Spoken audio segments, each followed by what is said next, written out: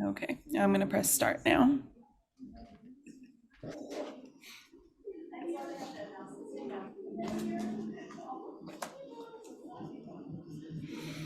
Hi, everyone. Welcome. We're just going to wait about 30 seconds or so until we have more attendees. If you want to put in the chat where you're joining us from, we would love to know. Because everyone here on the screen is in a totally different place. I'm in New York. Evangeline, you're in Yeah, I'm coming from Baltimore. Baltimore. Yeah. Sheri and Raquel are in, I don't know, London specific? Okay, yep. Yeah. All right. I'm going to get started. Hello, everyone. My name is Lindsay Compton, and I'm the Education and Public Programs Manager at the Society of Illustrators. Thank you all for joining us this afternoon for the Folio Society the Folio Society celebrates illustrators and launches the second annual Folio Book Illustration Award presentation. I'm happy to be joined by Sheri G, Raquel, Leis, Allion, and Evangeline Gallagher. Sheri is an award-winning art director with 25 years experience in book publishing and design. Shortly after graduating with a degree in illustration, Sheri became production assistant at the Folio Society. She went on to learn about all aspects of fine book production and was made art director in 2010. Many of her commissions and art-directed projects for Folio have won awards in renowned illustration and design competitions. Raquel is an award-winning art director and book designer. She has many years' experience commissioning a diverse range of artists, illustrators, and designers. After receiving a BA in graphic arts and illustration from Anglia Ruskin University in Cambridge, Raquel worked both in-house and freelance for Cartoon Network, Scholastic, Headline, Little Brown and Company, Orion Publishing Group, and Penguin Random House before joining the Folio Society in 2016. Evangeline Gallagher is a freelance illustrator based in Baltimore, Maryland. They received their BFA in illustration from Maryland Institute College of the Art in 2018. Evangeline was the inaugural winner of the Folio Book Illustration Award in 2022. Since winning the Folio Award, they have gone on to work on illustrations for clients like Peachtree Publishing, Possum Creek Games, and the Bureau of Investigative Journalism. When they aren't drawing, they're hanging out with their dog, Charlie, or playing Dungeons and Dragons, but probably drawing. So today, Sheri and Raquel will be announcing the second annual Folio Book Illustration Award and discussing the process to enter. We'll also hear from Evangeline about their experience and what it has meant for their career. Around the halfway mark, I'll pop back on the screen and we'll have time to answer questions from the audience. So please utilize the Q&A box and we'll try to answer as many as we can. I'll also be dropping a few links here and there in the chat so you can keep an eye out for that. And before we hear from everyone and get started, I'm going to play a short video that introduces some of the incredible illustrators the Folio Society works with and the beautifully crafted collector's editions of the world's greatest books they produce.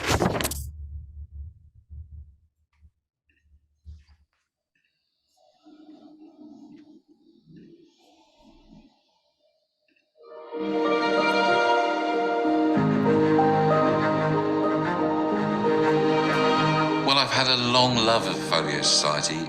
They're the premier creator of beautifully illustrated and designed and produced books. Working with Folio Society was incredible because there was so much freedom to explore concepts. You kind of get to be the second author of a narrative, but a visual author. I've been drawing for about maybe 2-3 years now, and I'm self-taught. The good thing about Folio, in my experience that when working with them, is they let you do what you do best, but they also push you to kind of evolve your work to fit in with the book as well. Good illustration illuminates the story rather than replaces the reader's imagination. What I really appreciate working for the Folio Society is that they give an enormous amount of freedom to their illustrators. That involves me much more into the project. Book of the New Sun is unique in that it's the biggest project I've ever worked on, and it took me pretty well an entire year. Working for Folio really is the best experience I've had as an illustrator. My name is Maria Isharel. After winning the competition, I could rely on their amazing taste, and I felt trusted as well, which was really good. It's really a dream come true to work with the Folio Society. The thing that I've really appreciated is that they value the people that they choose to collaborate with. They're so accomplished in the books that they've made. They set it all up and then give me complete freedom to pitch anything. I feel really proud about this book because I feel like I've improved as an artist, but also as a person. I've never worked harder on a project than I have on this one. I hope people like it. I can't quite comprehend the opportunity that I've been given. If I never drew another picture again, I would be happy.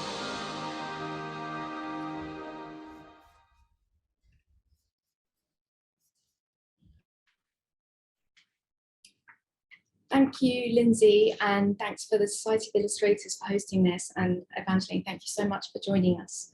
It's really lovely to have you here. So hopefully you've all seen Folio Society books. You should know that we publish hardback books, illustrated editions of some of the world's greatest literature. We publish anything from Shakespeare to Philip K. Dick, Pride and Prejudice to Game of Thrones, with many other titles in between. Our main genres are sci-fi, fantasy, crime, classics and modern classics, and they're all an absolute gift to illustrate, and we love working on our books. And actually watching that video was just, it's really heartwarming for us to hear the lovely comments from illustrators. Design and illustration is absolutely central to Folio Society books. We couldn't make these wonderful books without the illustrators that work on them with us. We're always overwhelmed by ideas. We are trying to make the most definitive edition of a book a real book lover's delight. And we have enormous privilege, as I was saying, working with amazing talented illustrators. And we get to watch roughs unfold to finals. We get to watch the commission come along, the ideas pour out of people. We like to discuss concepts and ideas. So the book isn't really about what we want, it's a collaboration of all the team. So the book illustration competition, we started last year to mark the 75th anniversary of the company. The first year we had story Edgar Allan Poe's The Masque of the Red Death, and we were overwhelmed with over 600 entries from 56 countries worldwide. It was pretty amazing judging. Wow, it was awesome. I mean, we just couldn't get enough. It was like a sweets in a candy store. Great. And the story was really perfect for what was going on in the world, set in a land where there's a pandemic, and many of you might have entered it anyway, set in a place where everybody's sort of locked down, all of the courtesans and the prince locked down in a castle trying to escape the plague, which catches up with them. I'm going to share screen so we can have a look at some of the long list and the shortlisted entries, if I do this right. Let's hope I do. Yeah. Excuse me, bear with. Right. Evangeline, can you see that? Mm-hmm. You can see the whole thing. Great. Right. So here you can see, I thought it was useful to talk about this year's competition, but also look back at last year's, so you can see the variety of styles, the things that stood out to us as we were judging.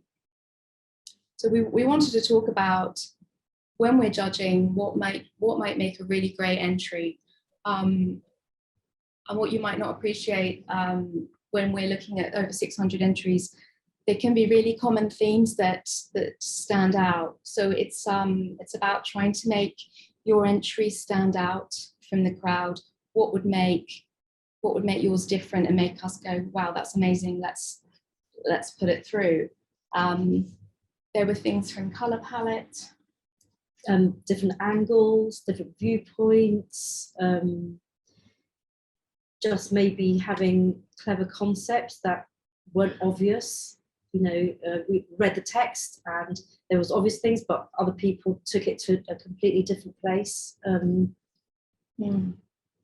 So, yeah, just keep scrolling.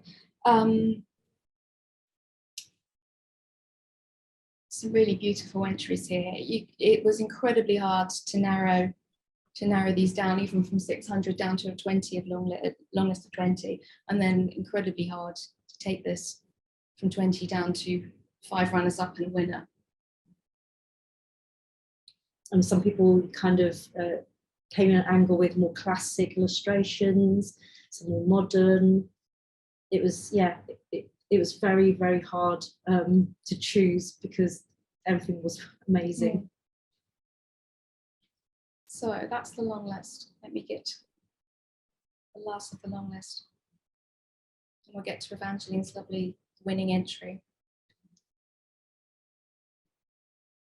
Really gorgeous work. Runners up. Yeah. So hopefully you can see how varied everything was, and absolute amazing draftsmanship and ingenuity across the whole thing. So Evangeline is going to be joining us as a judge, as winner. She's joining us as a judge on this year's competition, which is just, it's really lovely, and I think it will be a real eye-opener for her to be on the other side of the table, as it were.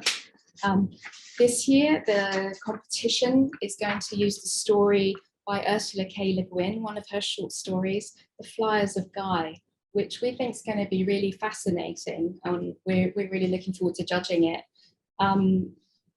The story is available on our website to read, so you don't have to buy a book to read it. Just to give you a tiny bit about the story, I don't want to go into it too much because we don't want to influence what you pick to illustrate, but in essence, it's about people in a land where everybody is covered in feathers. The men's feathers are different from the women's feathers. And Ursula K. Le Guin is amazing at description. She really describes her characters brilliantly and her places brilliantly. And the story has this quirk where some teenagers develop wings at a certain point, and it's a really pretty much disastrous event. So, and within that, there are lots of moments that you could pick to illustrate, which I'm not going to mention because I don't want to influence anyone, but we're so looking forward to seeing what people come up with.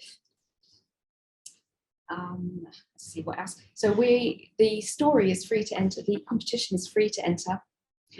You submit one illustration. The competition is available on our website. If you go to the Folio Society homepage, there is a grey button underneath the main banner. I believe it's also /Folio BIA. It's on the screen, look. Foliosociety.com, Folio BIA, and you should see everything there. You'll be able to read the story. You can't download it, but you can read it on screen. It will give you the dimensions of the illustration we require. It will be portrait, single page. Yeah, it's important to realise that this isn't a cover. It's as if you were doing one illustration for Folio Society. So you don't need to put titles on it or anything like that.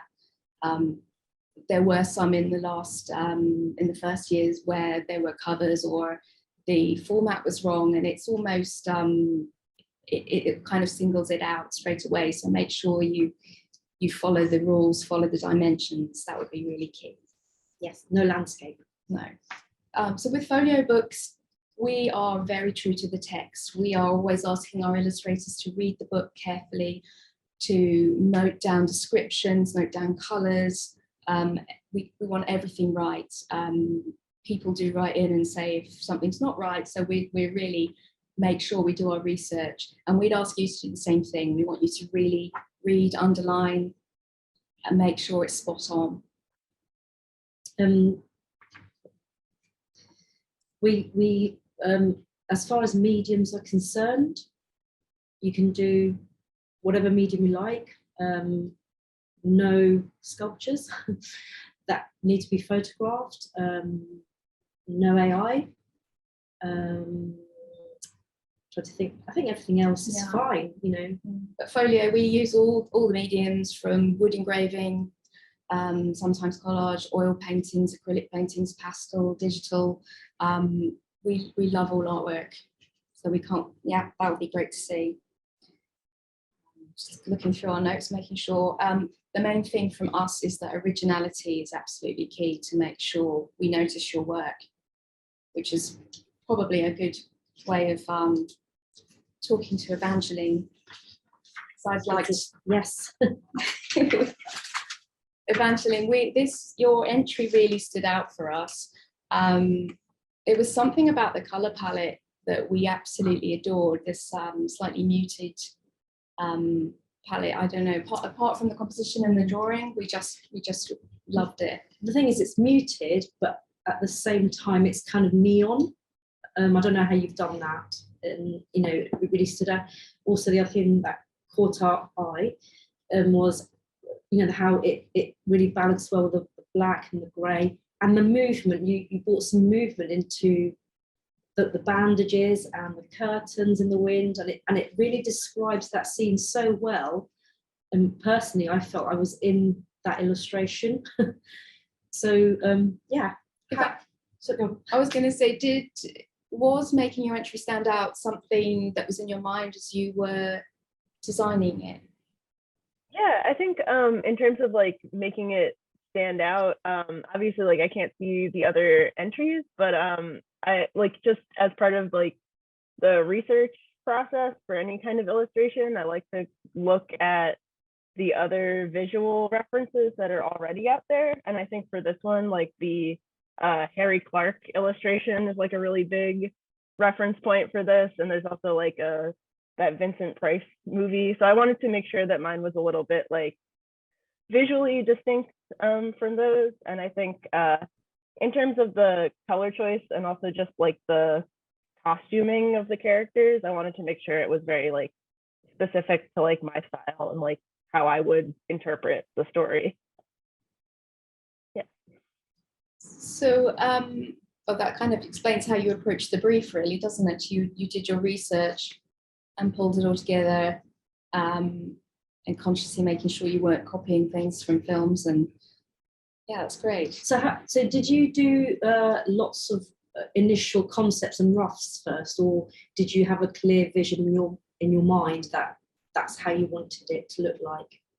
Yeah, I think with any kind of like written brief, like I always try to do a pretty close reading. So like going through and kind of like picking, you know, highlighting different moments that I feel like are really like visually distinctive or have a lot of like visual language. So I think that I had a couple of different moments from the story that I was like going back and forth between, you know, deciding which one to illustrate. So I think I did maybe like 2 or 3 different scenes that I like roughed out pretty intensively, and I landed on this one just because I thought it was a moment that was very like a specific moment in the story, but also one that kind of had all of the elements to like encapsulate the story as a whole, because like you only get one image. So I felt like this was a strong way to like get those like 3 major elements that are there, like the crowd and the setting and the main figure. I think we really liked your artistic license with the way you represented the windows, because it was an incredibly hard thing as we were reading the story, thinking how are people going to do that, and because all of these windows have stained glass coloured windows that glow onto each of the rooms, and it just seemed incredibly hard to illustrate well, really, I thought, and you did that well. Yeah, if you like read the story, the setting is pretty like visually like insane almost. So it was like it's pretty difficult to like get all of that in one piece. Yeah, definitely. A key thing to point out for the competition is that as much as there's 1 winner and 5 runners-up and a long list of 20, it's also a really great opportunity for Raquel and I to look at an awful lot of work. And even if something isn't longlisted or shortlisted or doesn't win, it doesn't mean we're not seeing people's work and making a note of people's names and even looking up on websites. So it's a really great opportunity for us to see whose work's out there. And to that end, a lot of the books we commission for are heavily character-based. We're always looking for how people will illustrate fiction, how they illustrate a narrative and characters in stories. So that's one thing I didn't mention earlier, that one of the key things when entering this competition, make sure you're showing characterization, because that's really going to help us know what you could do if we commission you in the future. I think that would be great. Which Evangeline has done very She well. has done really well, which Really. has made me think of it. Yeah. Since you won the competition, can you tell us what it meant to you and how it's changed your career? Yeah, I mean, I think like, first of all, I've been looking at Folio Society books for a really long time, so that obviously was very cool to win the competition. And I think, you know, I'm a newer illustrator. I've probably been illustrating like as my full-time job for like 2-ish years now. So it was very cool, very like legitimizing to have you know, some very like cool art directors, but also, you know, one of my favorite illustrators, Yuko, look at my work and say nice things about it. And also, you know, I'm a horror nerd, so it was cool to win the Edgar Allan Poe piece. I think like since winning, I've been able to develop a little bit better of a like narrative like book portfolio. Definitely like after speaking with you guys, it was really great to get some notes and just sort of figure out like what direction I wanted to push stuff in. And then, you know, since winning, I've definitely been working a lot in the publishing space, especially on some horror stuff, which is cool. And both like larger publishers, but also with a lot of like indie presses and smaller authors, which I really love doing as well. Yeah, we were really blown away to hear that you'd got work based on this, that really helped get your work out there. That was great. Yeah, definitely. I've definitely had people reach out and mention it in their initial outreach, which has been really cool. That's great. Going back to us wanting to see characterization and find illustrators, another opportunity for this illustration competition is if you haven't got a fiction portfolio, then it helps you develop one by entering this. And you've clearly said that it's gone on to do that, and now you've actually got a fiction folio.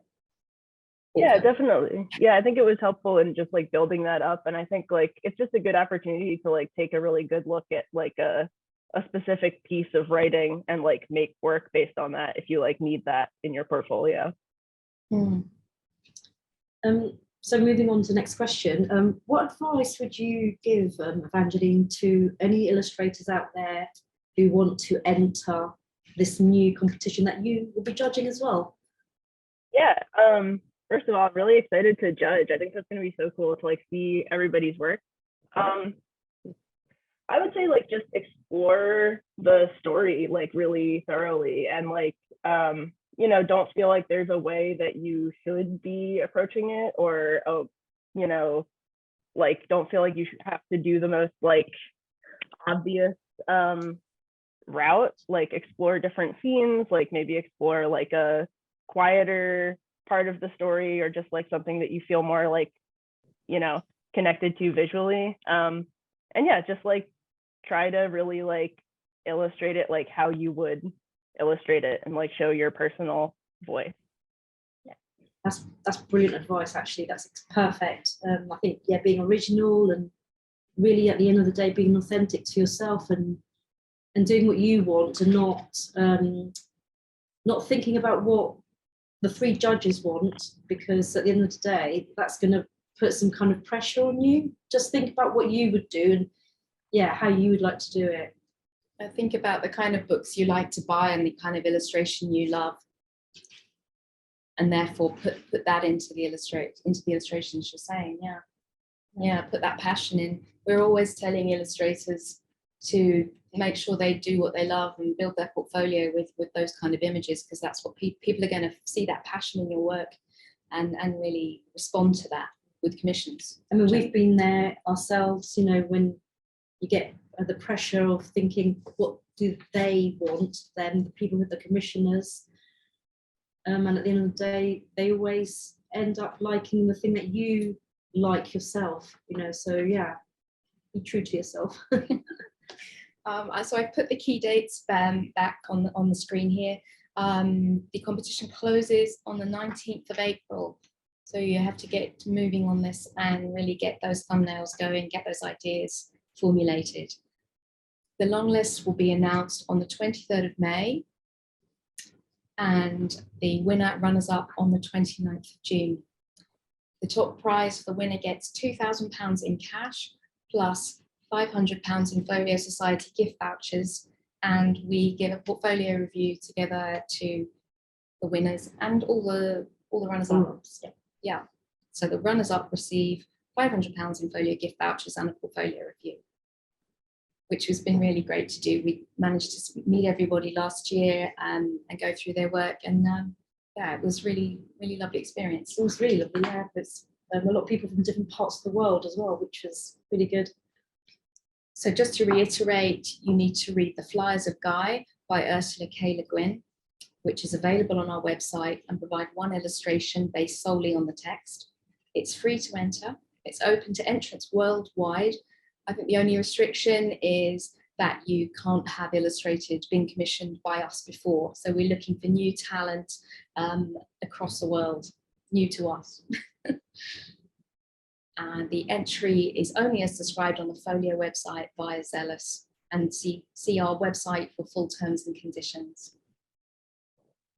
So, Lindsay, do you want to open up Q&A? Open up to questions if there are any.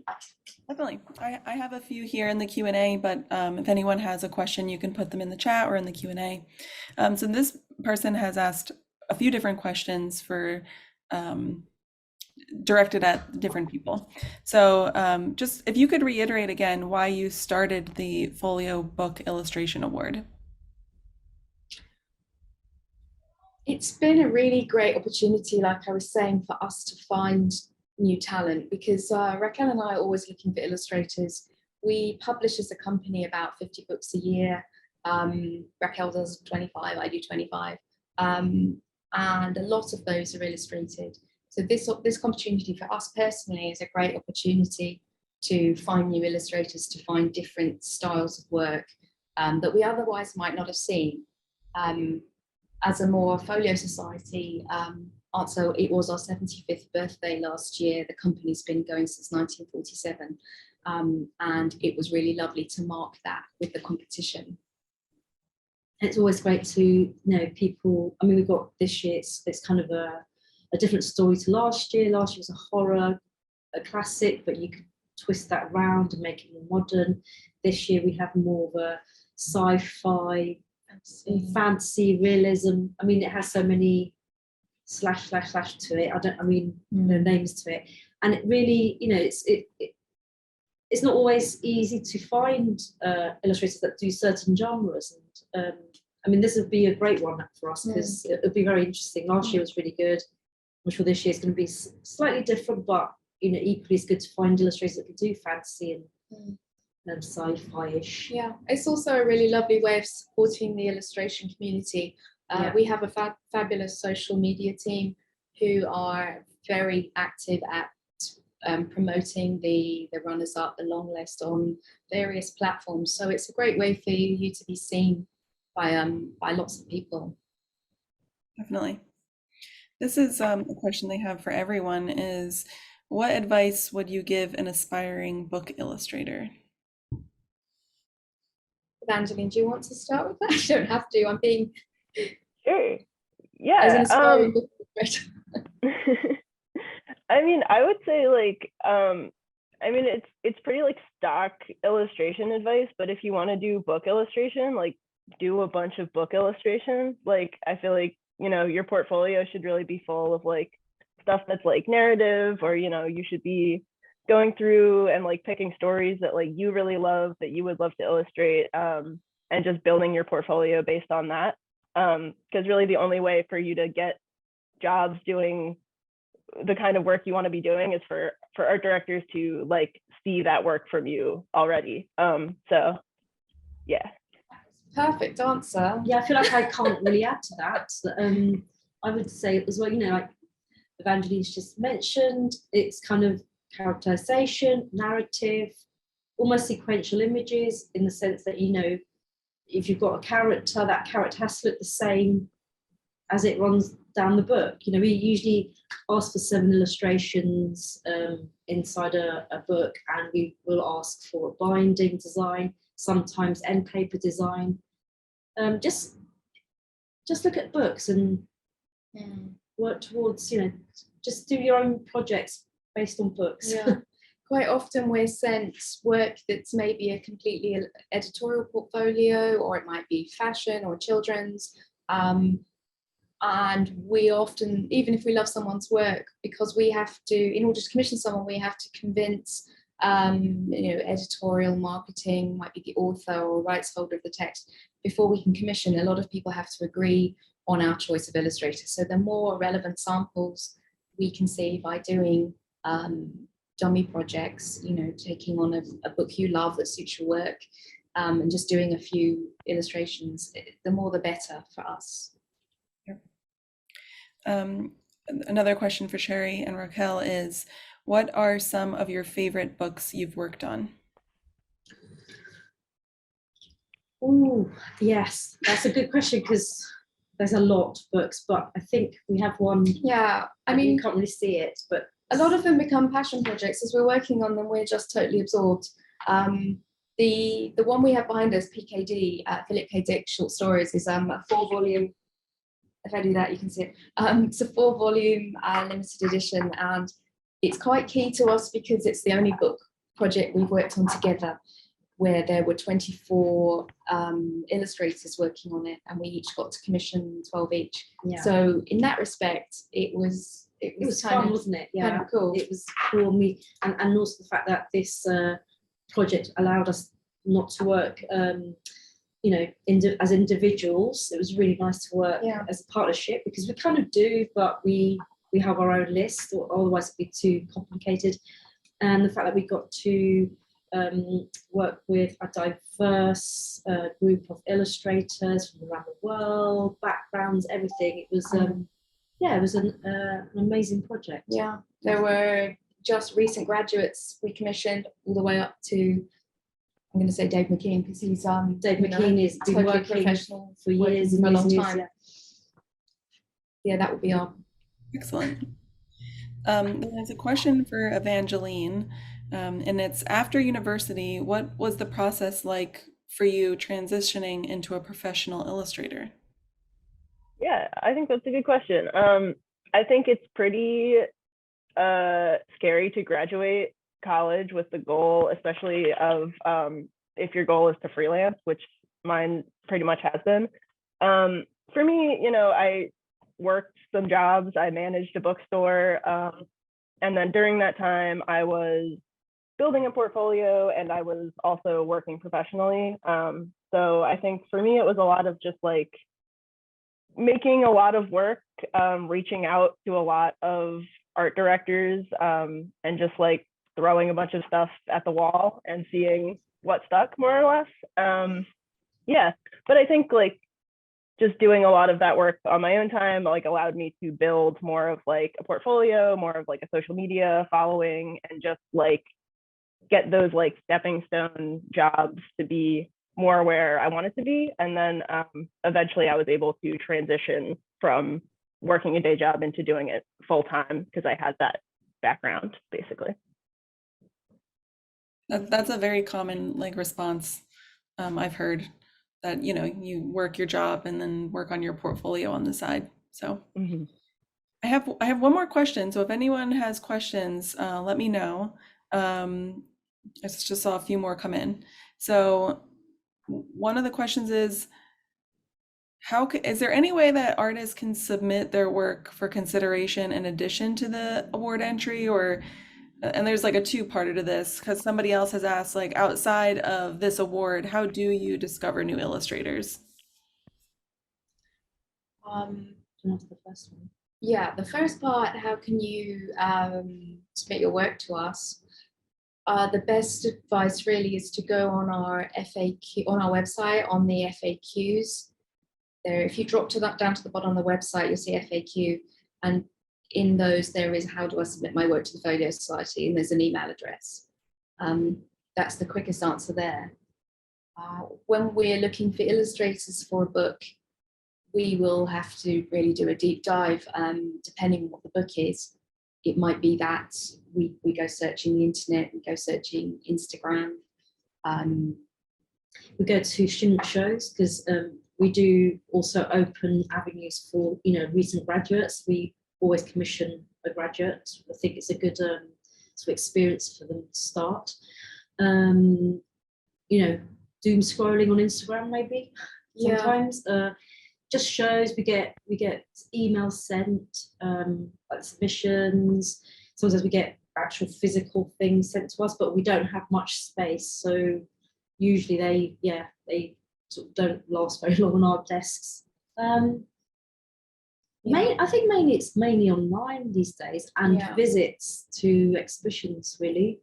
I would advise you, if you're on Instagram, to use those hashtags. I have been on there, hashtag Jane Austen, hashtag or Jane Austen illustration, or hashtag dinosaur illustration. So really think about how somebody will find you for that genre. It might be that you're a horror illustrator, so you might want to put hashtag horror illustrator or hashtag horror illustration, those kind of things, because people are going to be looking for your work like that. Otherwise, you're more like a needle in a haystack. I think that's true to say that it's not just us. I think other art directors do the same. So yeah, online presence is very important. And actually, the other thing that's quite important is your website. If we do find you on Instagram, it's a really good idea to have a really good website, because sometimes you click on that website link and it's blank, or there's one image, and then it gets really frustrating because you can't get any images to show people we want to pitch you to, and we have to do a pitch. We can't just, you know, send you right through into a book commission. We have to talk to other people. So yeah.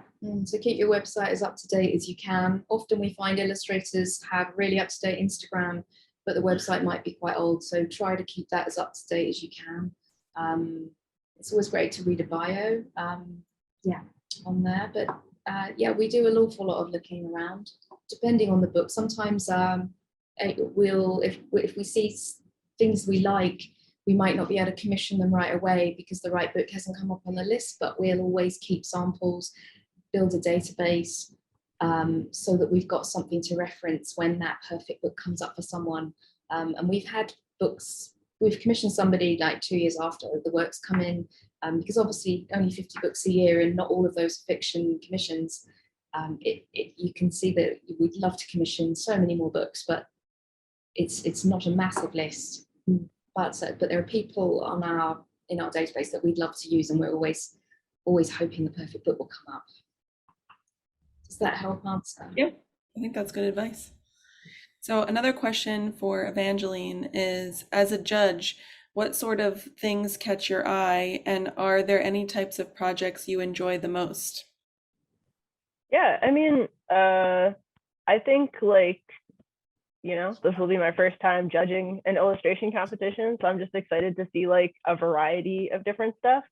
I wouldn't say that I have any like preferences in terms of like style or anything that I really would be looking for, but just something that feels, you know, distinct, like it has like a strong voice from the illustrator, as well as like something that really understands and works really well with the text. I think like a marriage of style and substance is probably what I'm looking for in terms of these entries. We're flicking back, hoping that helps sort of if people get to see some of the entries. Too far. They can see what stood out in last year's competition. I mean, they're all very, very different. Yeah. And some slightly more artistic license than others. And as we were saying, being really, really true to the text. There were some things we saw that we thought were so amazing, but they just hadn't followed the details enough that it couldn't go through, weren't there? So it's. I have a question. Are people reading like the full book, or are they only getting like a certain amount of pages from the text? But this is a short story, so you get the whole short story. It comes from a longer book from Ursula Le Guin's, a collection of short stories. So it's just the one which is perfect, Got it. perfect length. It's not too long at all. If I It's don't know, very surprising made. Sorry. no, you're good. If anyone like has advice for this person, they're asking if starting out, how many pieces should one have in their portfolio if they haven't been hired for any illustration jobs yet? I guess we That's could talk specifically about book illustrations since, yeah. I mean, obviously, there's not a specific number. We don't say have 6 pieces and that's it. It really depends. I mean, it would be nice, you know, I don't know, not too much, because we you know, most art directors haven't got time to flip through lots and lots and lots of work, and plus we'll see stuff on your website. But if you're, you know, taking a portfolio around, I mean, 10 isn't a bad number, I guess. It'd be nice to have a few things in there that are quite different, not specific, like really different, but you know, maybe you've wanted to experiment with black and white imagery, or then you've got something else that's a bit more colourful. Yeah, I would say about 10. If you do more, that's fine. If you do a little less, don't take 3, because then they'll be like, oh, well, where's your work? I think it would be good to see different projects, like Raquel was saying. So if you do 6 or 10, that they're not all from the same book, so that we can see. It's important to see that you can do men and you can do women. That, you know, you can do all different nationalities, ethnicities, backgrounds. I would say environments as well. I mean, we don't tend to do just landscapes. It's always something happening in a landscape, so people in the landscape. Or it's good to see interior and exteriors, you know, because it's great to have a single image, but it doesn't always work. Actually, this is a very good example of what's up here, what we're seeing now, the runners up. We put these together because the context is similar in the sense that they've got this single figure, but one person's put a lot of detail in the background and the other person has kept it very simple, but the story's all in the blood and, you know, leading you to what's happened. The king is dead, basically. So yeah, it's trying to explore those avenues: interiors, exteriors, people, lighting is very important as well. Mood and tension. Obviously, if we're doing crime and thrillers and things like that, and horror, showing how that you can get that tension, even if you don't know the story, that you can sense in one illustration that something's quite tense. It's probably important to mention that as commissioners, we don't commission an awful lot of black and white. They're mostly full colour. So that might be something to consider in your entry. Although it doesn't mean that you white away, because we did two people who did black and white. I think the other it was Harry Campbell, you know, just did black and white, and we thought that was amazing. The composition, which is it's like Escher-like. It was really interesting. Going back to the website part, it's really nice to see pages from sketchbooks. If there's like a section on your website seeing sketchbooks. I commissioned somebody for a book recently where I saw their sketchbooks on Instagram, and they were perfect for a book, but actually they're a children's book illustrator and those weren't. So seeing how you work, how you think, how you sketch, it could be a lead to somewhere else. So it's great to see, isn't it? Yeah, really good. This next question is for Evangeline, and they ask, what do you look for in a text to help you visualize? Yeah, I mean, on like a first reading of the text, it's really just those like visual keywords that will probably jump out to you. Just any kind of like visual description of a character, of their clothing.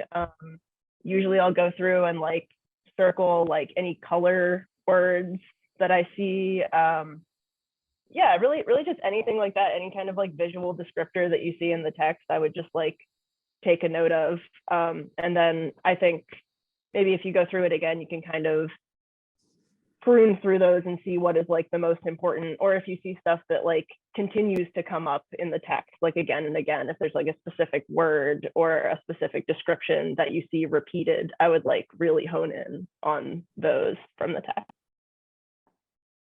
It's great advice. Yeah, I think that's really important to highlight those key points, because it's very easy to forget them once you've gone to the end. And then sometimes you think, oh, I have to read the story again. You might not want to, because you want to get straight into, drawing. And if you miss those key points, the illustration will be, not right. Yeah. Maybe we have a highlighter here. Get a highlighter out.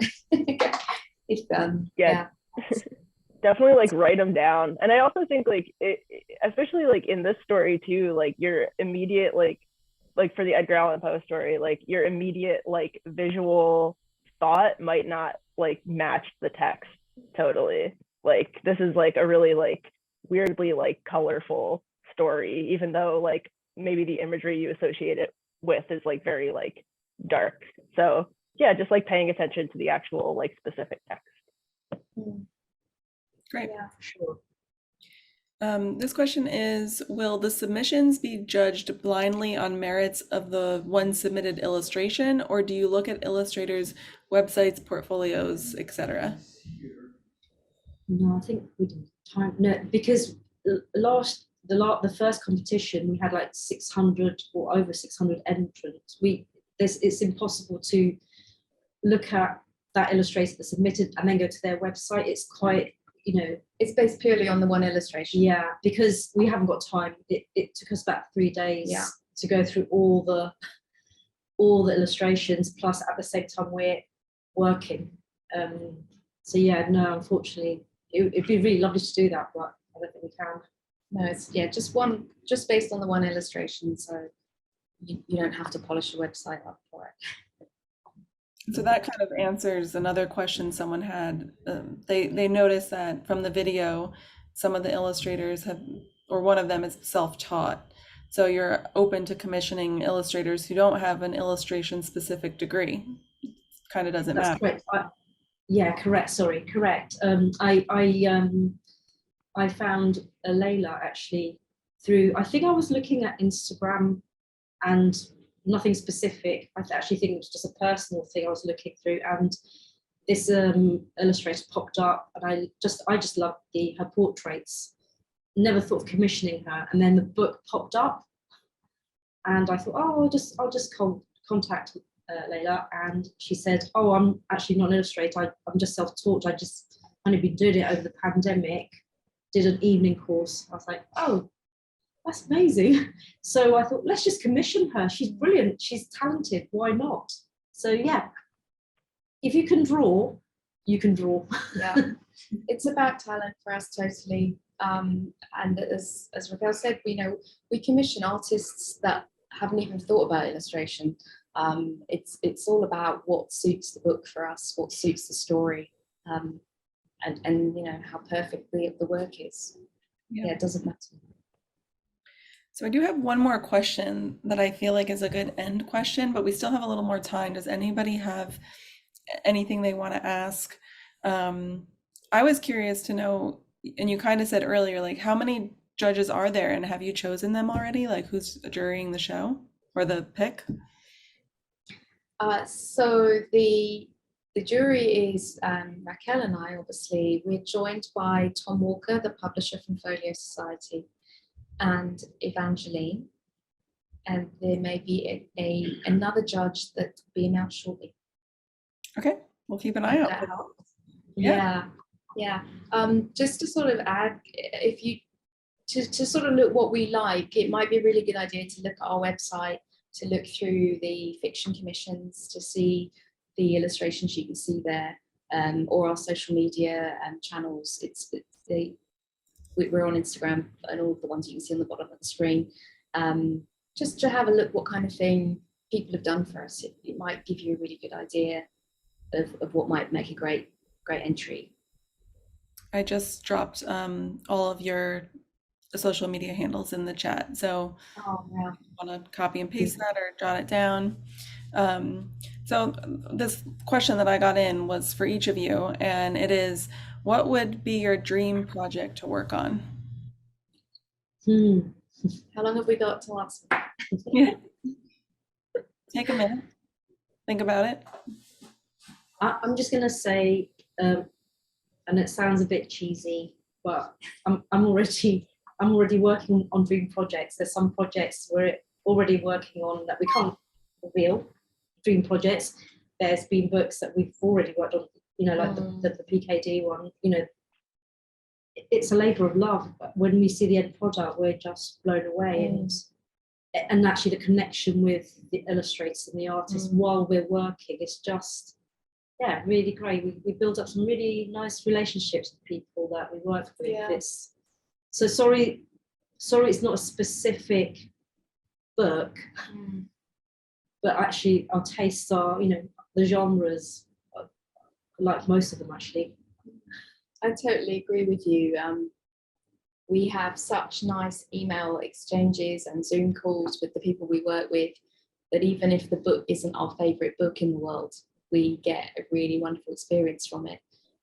Just getting those ideas through from people that blow us away when finals drop into the inbox and you go, wow, I know I saw the rough, but that's incredible. We're always so amazed by what people do for us. Evangeline, do you have a dream project? I don't know. That's kind of a hard question for me too, because I feel like I try to not have too many specific dream projects, because it's kind of the same way where it's some project that I barely even think about ends up being the best project I've ever worked on, basically. I think in terms of books, like I said, I'm kind of a horror nerd, so anything that's really big in that space, some kind of Stephen King type of thing would be great. I also really love Train Spotting is one of my favorite books, and that's one that I have visually kicking around in my brain a lot, both the movie and the book. So that would be a really cool thing to do some work for, which I thought about doing just as a portfolio thing before. But yeah, really anything. I love books, I love illustrating. I feel like really any project can end up being a dream project for me. I don't know. Excellent.